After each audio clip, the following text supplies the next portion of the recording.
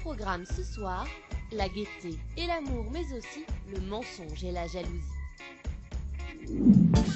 La gaieté, c'est le sujet du nouveau roman de Justine Lévy. La gaieté, c'est surtout la décision à laquelle se range la narratrice de ce roman, Louise, lorsqu'elle devient maman. Plus question de laisser les angoisses et les coups de déprime guider son quotidien de mère responsable de 2 enfants, Louise décide d'être gaie. Justine Lévy, la fille de Bernard-Henri Lévy, a publié son premier roman, Le Rendez-vous, à l'âge de 20 ans, il y a tout juste 20 ans. En 2004, Rien de grave rencontrait un très large succès, 500 000 exemplaires vendus. Un succès accentué sans doute par la présence cryptée dans ce roman de son ex-mari, Raphaël Enthoven, et de Carla Bruni. Puis il y a eu Mauvaise fille, adaptée au cinéma par Patrick Mille, confirmation du talent de cette romancière qui tient la chronique des amours familiales. L'amour et la famille sont au cœur du 4e roman de Léonore de Récondo.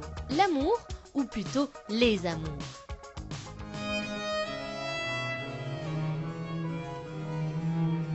Violoniste de 38 ans spécialisée en musique baroque, Léonore de Récondo a joué dans divers ensembles prestigieux et enregistré plusieurs disques de Bach et Lully. Elle a même dirigé un opéra de Purcell. Et elle pourrait bien se faire connaître comme romancière. Petite fille de républicains espagnols, elle racontait dans Rêve oublié l'histoire de ses grands-parents exilés en France pour échapper à Franco. Amour, son nouveau roman, nous entraîne dans la société très corsetée du début du XXe siècle et met en scène une femme de notaire bien sous tout rapport qui tombe amoureuse de sa femme de chambre.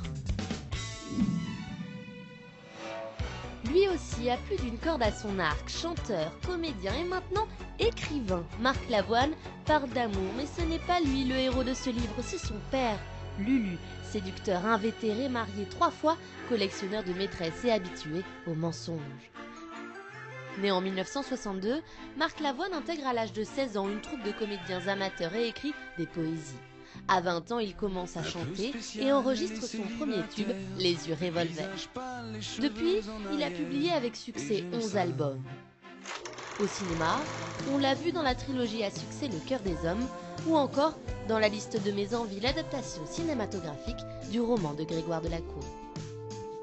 Mais Marc Lavoine a aussi participé à l'aventure du Papotin, un journal écrit par de jeunes autistes.